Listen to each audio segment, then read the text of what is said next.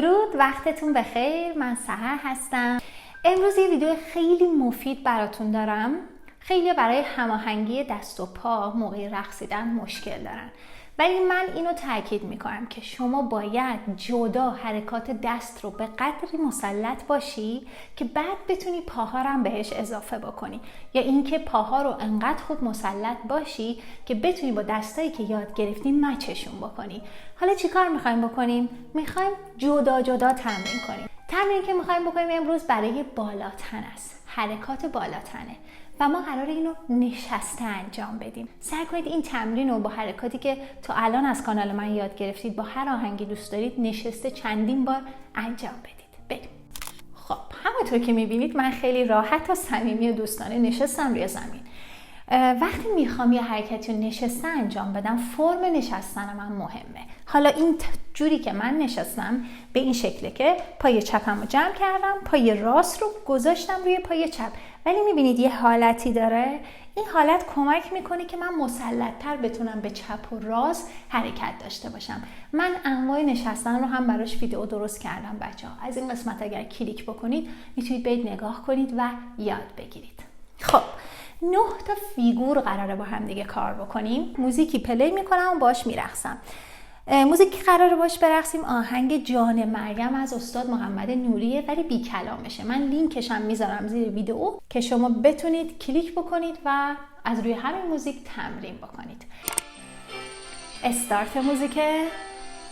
میتونم خیلی ریز شروع کنم.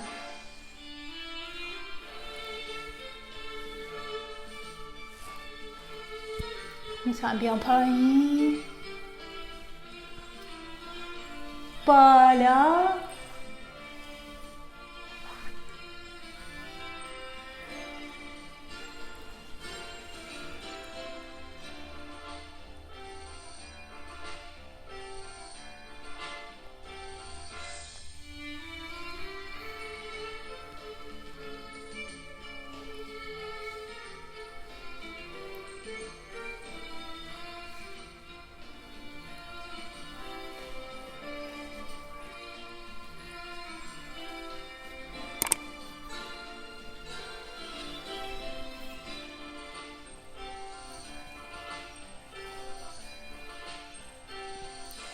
فیگوره،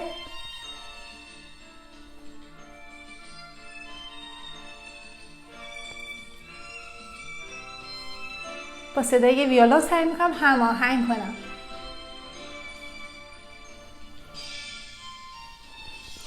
بال کبوتر،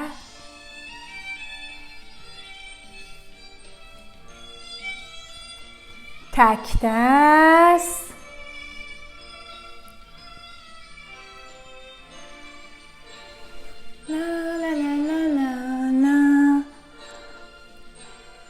فقط با مچم ریتمو میگیرم.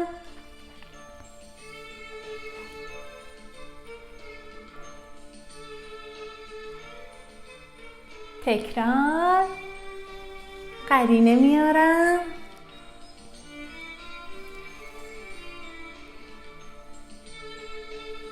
آروم دست پایین.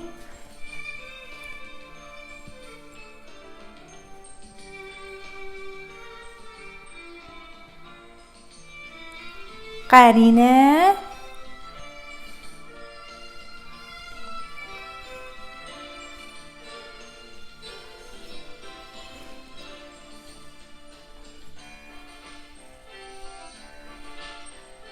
یه دست ریز اضافه می کنم.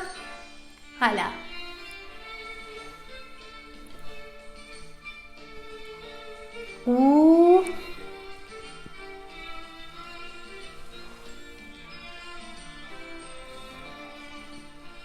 سمت زمین دارم قو رو میکشم، بالای سرم میکشم.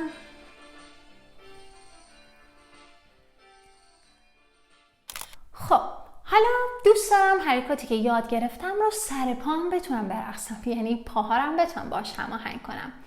کار خودمون رو سخت نمی کنیم. میایم چند تا حرکت پای ساده که حس میکنیم با همه موزیک ها هماهنگ میشه رو انتخاب میکنم. اکثرا وقتی موزیک ملایمه حرکت پا رو پا خیلی خوب میتونه بشینه توی رقص. حرکت استپ تاچ خیلی خوب میتونه بشینه. حرکت کراس بک خیلی خوب میتونه روی حرکاتتون بشینه و همینطور حرکت های ساید تو ساید میتونه خیلی خوب بشینه. حالا میگی اوکی ولی کدومو با کدوم برم؟ برای این کار موزیکو بذار، یه بار خود از اول آهنگ فقط سعی کن پاها رو برقصی، ببین کدوم داره هماهنگ تر کجای آهنگ پیش میره. بعد اون حرکت دستت کجای آهنگ هماهنگ تره، بعد ببین میتونی این دوتا رو با هم دیگه مچ بکنی. شاید پروسه طولانی به نظرت برسه.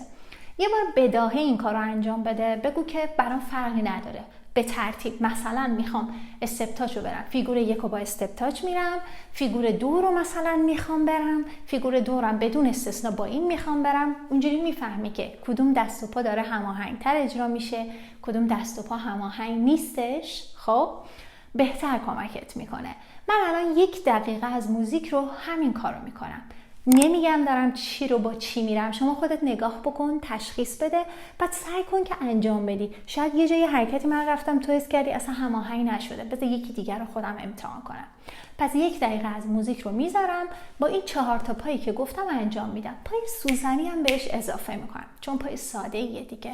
به شروع موزیکم یه ذره درجا دارم.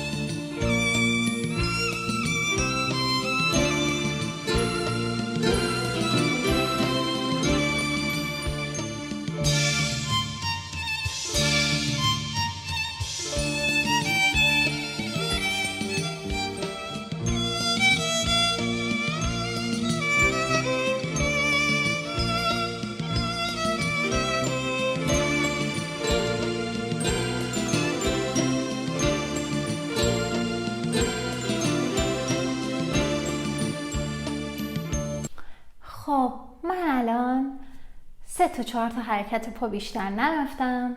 سعی می‌کردم هر حرکتی به ذهنم رسید ترتیبش رو ول کردم، هر حرکتی به ذهنم رسید رو سعی کردم انجام بدم، ولی تو ذهنم بود، حواسم هست، چون من خیلی تمرین میکنم، حواسم هست که حرکاتی برم که خیلی به هم نچسبونمشون، با موزیک هماهنگ بشه. خیلی میگن چقدر باید تمرین بکنم که بتونم با همه جای آهنگ بدنم رو مچ بکنم. این کار تمرین خیلی خیلی خیلی خیلی زیادی میخواد. خیلی زیاد اینجوری نیست که هر روز 3 ساعت وقت بذارین. نیم ساعت هر روز روی یه موزیک این کار رو انجام بدید. بعد میبینید که بدنتون چقدر داره با موزیک آشنا میشه. هر روز موزیک مختلف نذارید. چون موزیکای مختلف باعث میشه که شما وقتی یه حرکت انجام میدی، اون حافظه عضلانیت میگه اوکی من با این ریتم هماهنگ بودم، الان با این بلافاصله یه ذره سختمه. اول با یه موزیک مثلا تا 1 هفته اجرا کنید، کامل که بدنتون رو حرکات نشست. این تمرین باعث میشه که روی موزیک دیگه تمرکز بهتری داشته باشید. دوباره روی اون موزیک تمرین کنید و همینطور این پروسه رو برید جلو تا اون بدنی که میخواید، فرز بودن، چابک بودن، انعطاف داشتن، هر چی که میخواید رو سریع بتونید روی موزیک پیاده کنید. راستی حرکاتی که به این شکل وای میستادم و مکس میکردم و انجام میدادم رو از این قسمت ویدیو میتونید ببینید. روی لینک کلیک بکنید چون که خیلی مهمه که اون رو یاد بگیرید که فرم بدنتون رو خیلی خوب بتونید حفظ کنید موقع اجرا کردن. اگه ویدیو رو دوست داشتید خوشحال میشم حتما لایکش بکنید. تا ویدیو بعدی، خدا نگهدار.